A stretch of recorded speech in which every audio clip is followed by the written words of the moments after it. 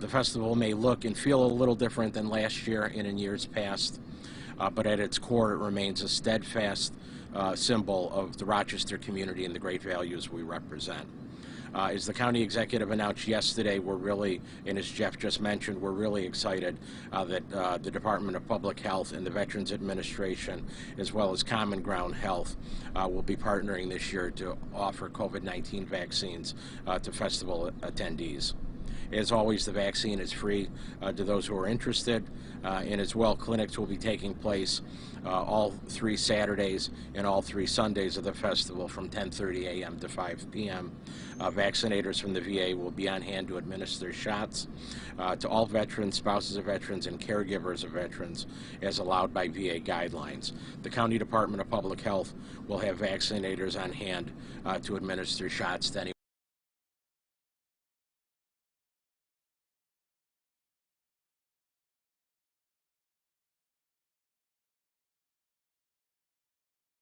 Vaccines will be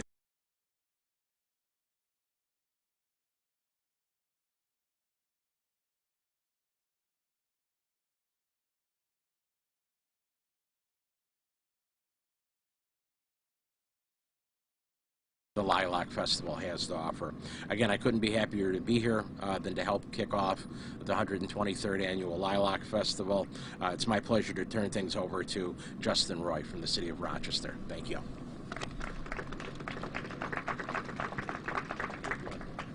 Thanks, Jeff. Good morning. On behalf of Mayor Lovely Warren, we're thrilled to be here this morning for the kickoff of this year's Lilac Festival.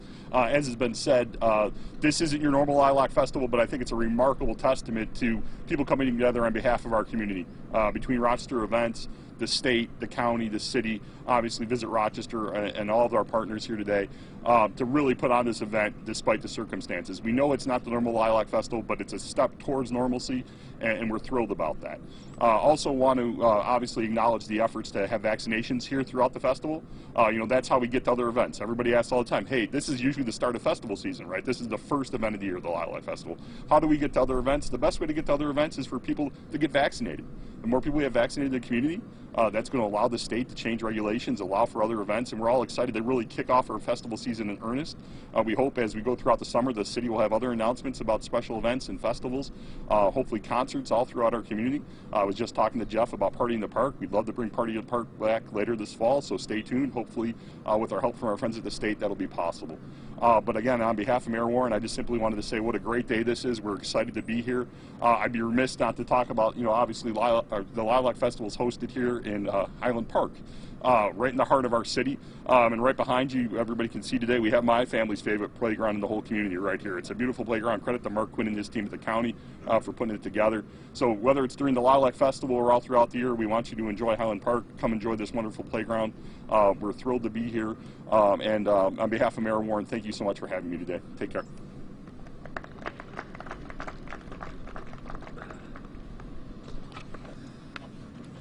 Thank you. Thank you, everybody. First, I wanted to, Jeff asked me a question. I was not here for the first one, okay?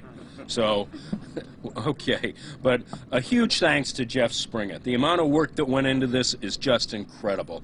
Thanks to the county, the city, the sponsors, everybody that came together to do this. You know, I feel so lucky. I live in a community where the city, the county, everybody comes together for the benefit of the community. It's terrific. As just was mentioned, this is the kickoff to spring and summer and our tourism season. And the minute we announced the Lilac Festival, our phones started to ring. Tour operators were calling. People were saying, how can we get to Rochester? This will bring in visitors. And that helps our restaurants. That helps our hotels. That helps all of the local businesses that we support. When visitors come to Rochester and Monroe County, they bring in new money to our community, and the Lilac Festival is one of those things. It was National Travel and Tourism Week last week, and this week actually, and I can't think of a better way to kick that off than the Lilac Festival. So we're asking, please invite your friends and family. 87% of the people on a statewide interview were conducted said they wanted to travel in the next 6 months, most of them by car. Bring them to the Lilac Festival. So thank you to County Executive Bello, to Jeff, to the mayor, and the Spring It Group and my partners at Visit Rochester. This is going to be a great festival, and it's going to kick off our tourism season. Thank you. Now back to Jeff.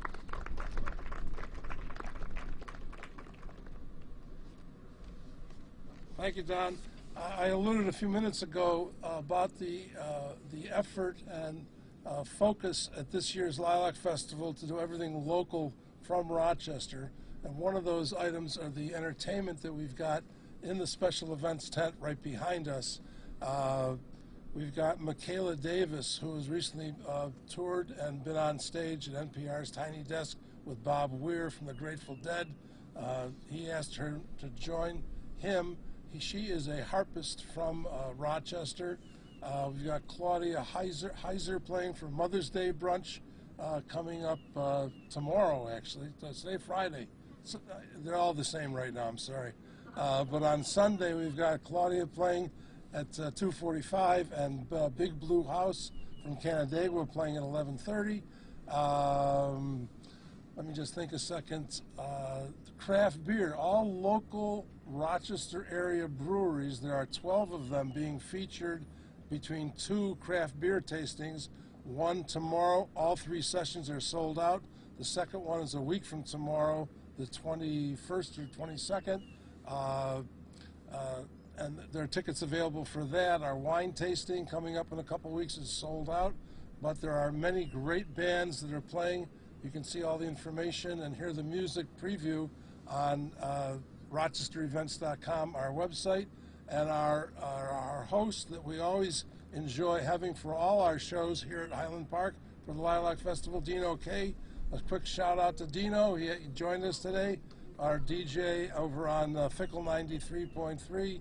He's the voice of the Lilac Festival. So I want to thank Dino for that. On May 23rd, in Genesee Valley Park, we are running a very safe, socially distant 5K and 10K. We had to move it from Highland Avenue because the start is we call a wave start. Instead of a shotgun start of several thousand people at once, 3 people every 10 seconds go, so it takes longer to get that race off and going. There are still some spaces there on the 23rd, the last day. And I'm especially proud of a group that we put together for the 23rd, the closing night. I teamed up with my good friend Steve Grills from Steve Grills and the Roadmaster to put together the Lilac Festival Blues and Soul Review. So Steve is the backup band, and we're featuring Rochester musicians and vocalists Joe Beard, Cinnamon Jones, and Debbie Kendrick, and Big Mike Diazero. So that's like a mini version of Apollo Theater comes to the Rochester Lilac Festival, and that's going to be a great show featuring some really great Rochester talent.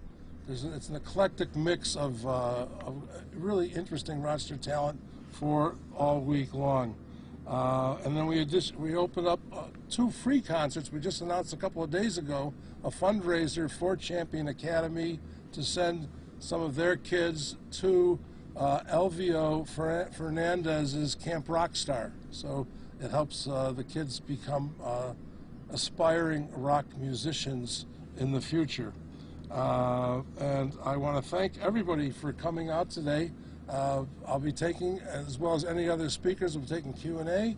And I want to thank you for all bringing the sunshine to the Lilac Festival.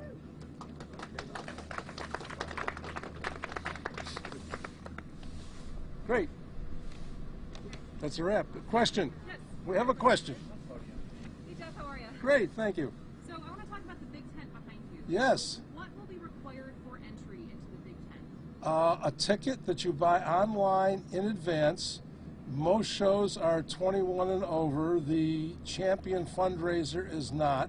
When you buy a ticket, you are reserved a table, and you also then choose your food items. Since we're serving alcoholic beverages in the tent, the 3 food trucks that we've got have put together some very tasty and interesting sharing plates for the table. So you're assigned a table when you buy your ticket. You wear a mask until you're seated. Once you're seated, we bring the food to the table.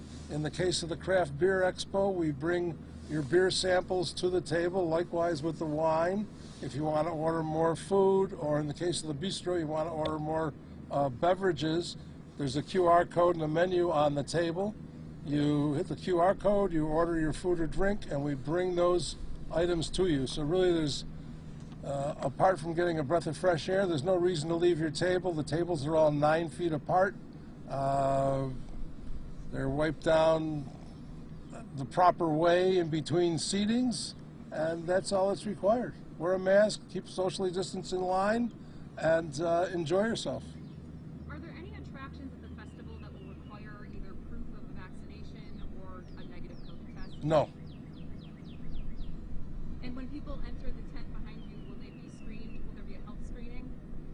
No. It's just like going to a restaurant.